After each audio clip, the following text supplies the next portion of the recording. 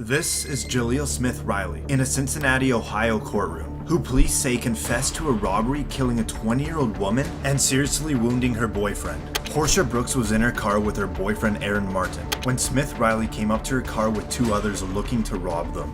When Smith Riley found out Martin didn't have any cash, he was shot in the head, leaving him with permanent brain damage. Smith Riley then shot at Brooks, which killed her 3 days later. Sorry. Go back on with it. I just want to come home with it. This is somebody that feels genuine remorse. This is somebody that thinks about this every day, and he knows that he can't go back in time and undo what he did. Now, Portia Brooks' mother delivers a victim impact statement. But he killed me mentally, emotionally. He killed my identity as a mother of 3, as a family of 4. This is now Brooks' sister speaking. I have to deal with life without Portia, so he should deal with life without parole. This is moments right before Jaleel Smith Riley gets the news that he will never be allowed to return home again. Defendant serve a term of life without parole. As to count 4 for the offense of attempted murder. This is Diana Lovejoy. She used to be married to Greg Mulvihill living in Carlsbad, California, but soon their marriage fell apart and they divorced. After a messy divorce and lots of legal trouble, it ended with the court ordering Diana to pay $120,000 to Greg for his stake in their family house. The court also ordered that she must share custody of their son. Diana became furious about hearing the court orders, so she planned to kill her ex-husband by teaming up with her boyfriend, Weldon McDavid. Greg was shot in the torso, but luckily the bullet didn't hit his heart and he survived. Both McDavid and Diana conspired to murder, and the court has sufficient evidence against them. It's so painful that some people in this world seem to think that I would have it in me to do this. Interestingly, she fainted in court. She lowered her head down toward the defense table for a few seconds. Verdict. We, the jury, find the defendant, Diana Jean Lovejoy, guilty of the crime of attempted murder of Greg Mulvihill. And right when you hear guilty, you hear a thud. Guilty of the crime of conspiracy to commit murder. It silenced the courtroom, aside from hearing her family cry in the background. Alright, we're gonna need to take a break. She then is brought onto the floor. And when medics bring her out, she still appears to be passed out. But doctors later found out she had only fainted. Weldon McDavid received 50 years to life in prison because he was the one that pulled the trigger. And Diana was sentenced to 26 years to life in prison. This is Seth Welch and Tatiana Fusari, a religious farming couple living in Cedar Springs, Michigan, and they are charged with murder of their 10-month-old girl, Mary Welch. Reportedly, they told police they noticed the baby was skinny and underweight, but did not seek medical attention because of their religious beliefs and mistrust of medicine and the government. This is the 911 call of the father when he reportedly found his child dead. How long ago did you find this child? It's about an hour and a half. I was waiting. I called my lawyer first thing to ask, what's the next thing I could do. So you found the child an hour and a half ago? Yeah. And called your lawyer first, correct? Yeah. Okay. When was the last time you had contact with the child? Last night,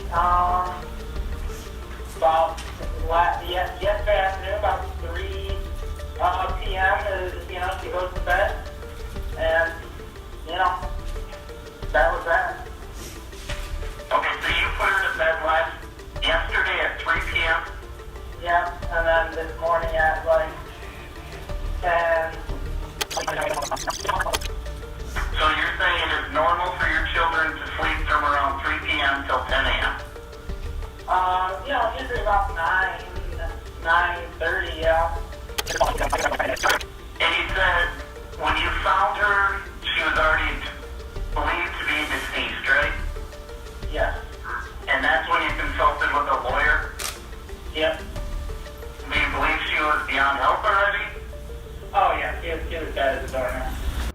Soon after, the autopsy revealed that the cause of death was malnutrition and dehydration due to neglect by the adult caregivers. And this is the moment they realize they will be spending the rest of their life behind bars. That you're both charged with what they call felony murder while in the perpetration or attempted perpetration of child abuse in the first degree. They're alleging that you murdered one Mary Welch. That is a charge called homicide felony murder. It is life without parole. It requires a DNA sample to be taken upon arrest, which is often like a cotton swab or in the inside of your cheek. The second offense that you're both charged with is called child abuse in the first degree, where they're alleging you knowingly or intentionally caused serious physical harm to a child. They're talking about this Mary Welch. It is a felony, possible penalty of up to life imprisonment or any term of years less than life. This is Ryan Stone, a Colorado man that went on a crime spree that spanned 5 counties and was broadcasted live by a news station's helicopter. Stone was convicted of carjacking 3 vehicles, including one with a 4-year-old inside the SUV. Authorities said when Stone sped away, he led police on a chase at speeds over 100 miles per hour. If we rewind here, you can just barely see a vehicle that Stone was driving clipping a trooper with the Colorado State Patrol as he was trying to play stop sticks. He ended up with serious injuries. You see Stone pull out another victim from their vehicle and drive off. He heads right into a busy intersection. And now, the chase is on foot. He books it off the road into a parking lot, running in between 2 buildings. As he slips on the ice, he loses his jacket. Now there's just a fence in his way, but nope, it's too high. Cops now close in and he finally surrenders.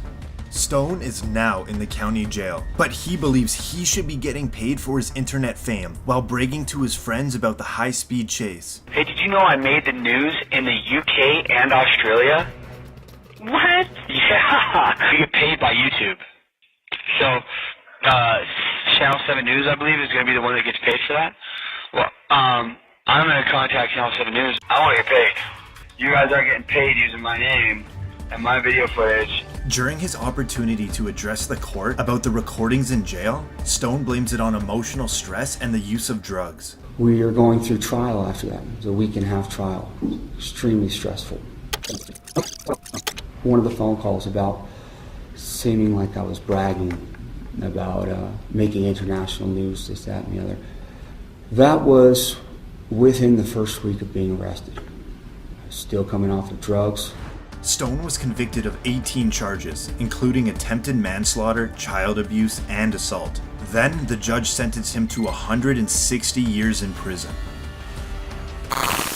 This is Esteban Carpio. The police were questioning him for the stabbing of an 85-year-old woman in Rhode Island. In the interview room was Carpio and 2 detectives. One of the detectives left the room to get water for Carpio, leaving just him and Detective Sergeant James Allen in the room. Carpio grabbed Allen's gun and then shot him twice, killing him. He then jumped out of a window which was 3 stories high and made a run for it, but was apprehended just 45 minutes later. At his arraignment, Carpio came in wearing a mask designed to stop the offender from spitting and biting at others. With also his face being in rough shape, it stunned the courtroom. It wasn't so much Carpio with the shocking reaction, more so his family members, making accusations of police brutality.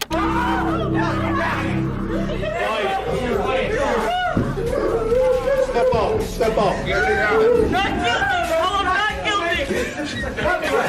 I'm not guilty, Stephen! It's gross police brutality. He was mentally ill and he needed help and we couldn't get it. We tried and tried. And he didn't deserve this. An FBI investigation concluded that the police did not use excessive force and that Carpio's injuries were sustained due to his jump from the 3rd floor of a building and struggle with law enforcement. Every day, I face the facts of what I did and what happened. He was sentenced to life in prison without parole.